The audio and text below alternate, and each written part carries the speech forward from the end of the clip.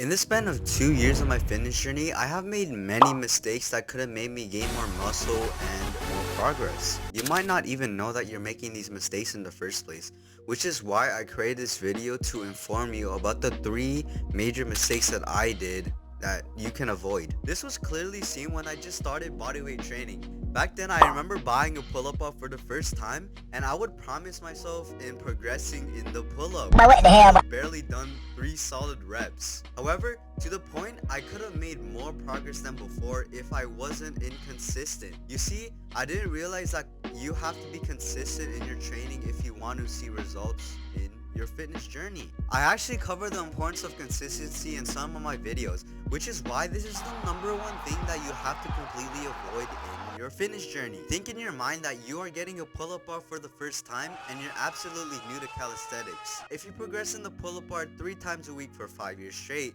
rather than just doing them once in a while for the rest of your life, which time frame do you think will make more progress? You might be doing 10 clean one-arm pull-ups by the time you keep on doing it for 5 years, and it is proven in all sorts of research that training consistently will lead to better muscle development than the ones who just do them once in a while. The only occasion that I would be doing push-ups and pull-ups during my start on my bodyweight training is when I felt like doing them. And sometimes I would procrastinate during these workouts, which resulted in inconsistency.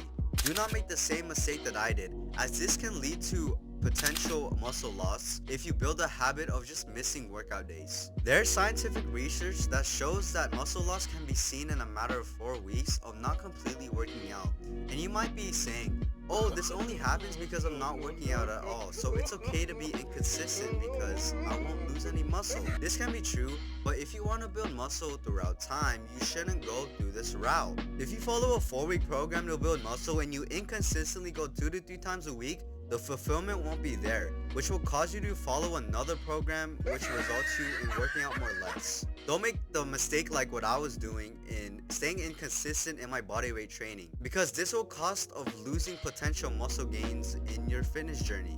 Imagine you go to the gym and your main goal is to get bigger biceps. The first thing that you do when you step in the gym is that you go to the dumbbell rack and you just start curling out 20 pounds of weight. You do this consistently, repping out the dumbbells, but after a while you might not seem that your biceps have not gotten bigger. The reason for this is because you aren't progressively overloading to build more bigger biceps.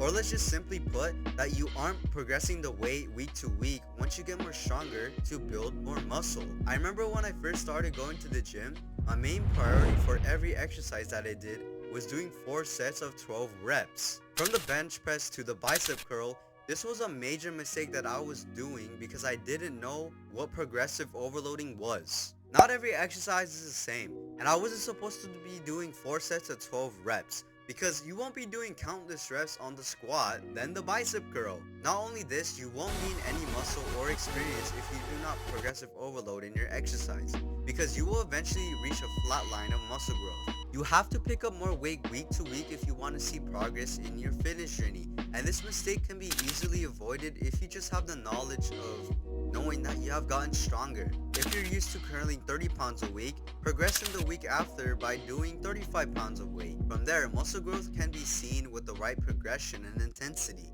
Looking back at this now, I am super glad that I changed my workout routine to be more structured for muscle growth long term.